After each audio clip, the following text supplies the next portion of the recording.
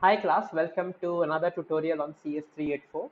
So in this lecture, we will see what are Lambda functions, right?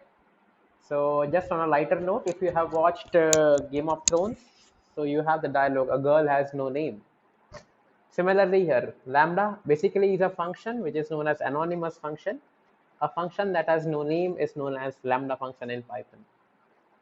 You will see some occasional usage of it, but I would actually prefer you making a proper function instead of using Lambda. But still, for the course, let us just say this.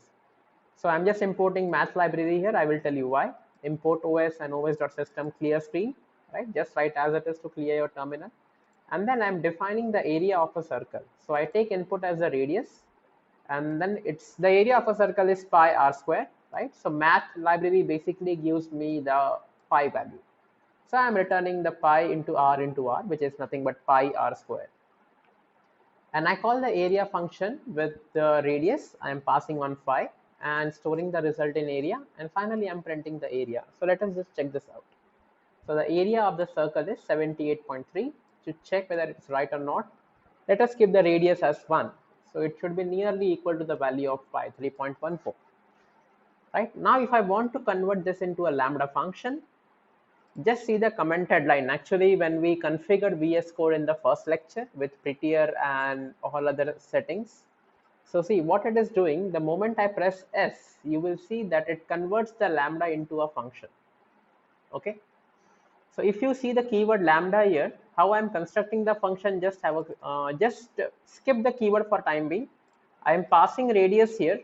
So beside lambda, I will write the parameters that will be passed. So in this function, I'm passing the parameter radius. I can even pass multiple parameters using comma.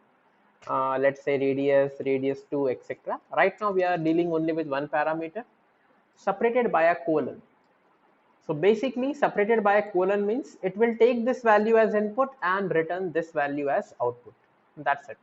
So lambda function can only be a single line function. If you want to have multi-line function, you have to use this definition.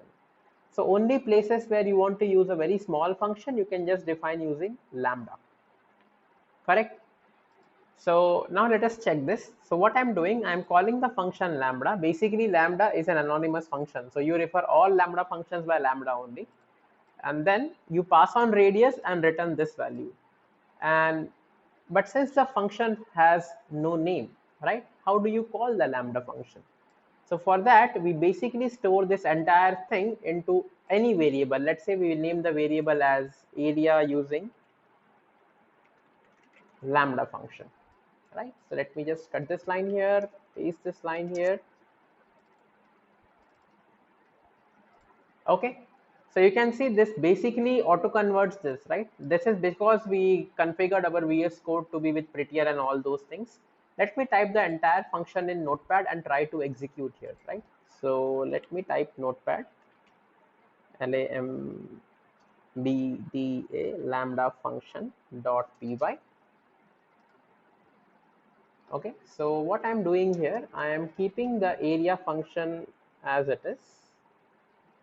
And then how do you call the area function? You will just call area and pass 1 to it. Let's say let's pass 5 to it.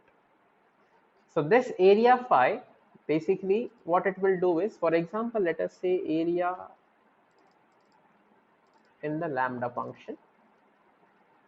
So on the lambda function, what is on the left hand side, you call it using this. So when I say area lambda 5, what happened? The function basically matches this thing and see, okay, it's a lambda function. So phi basically will be passed to the radius and it will compute pi into r, save it back here and then print the value. Let us just see it. Python lambda fun. Okay, the area of circle is function area. Oh, sorry. This is not the way. I have to call it in this fashion. Right? So area of the circle is 78 point this. So basically what we did when I'm printing the f string, right? The area of the circle is, see, now I'm not printing a variable. See, it's kind of a function, right? I have the round parenthesis. So area lambda function matches this. And when I'm passing phi, right? So this is kind of a special function in Python, lambda.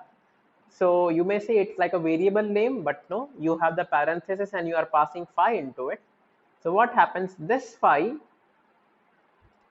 basically goes to the lambda function, right? So in the lambda function, I'm passing radius. So phi will be copied to radius and it will return this particular value, math.phi into phi into phi. So basically 3.14 into phi into phi. So if I keep this as 1, you will get the area for radius as 1. So you can see it is 3.14, right? So rarely the lambda function is used. To my experience in programming, I always properly define a function that helps them make the code more readable. But when you search for some Python recipes online for some snippets of code, you will actually see lambda function being used. So that's why I made you an introduction to what is a lambda function in Python. So you can define as many as functions that you want to have using lambda. So let's say you have an area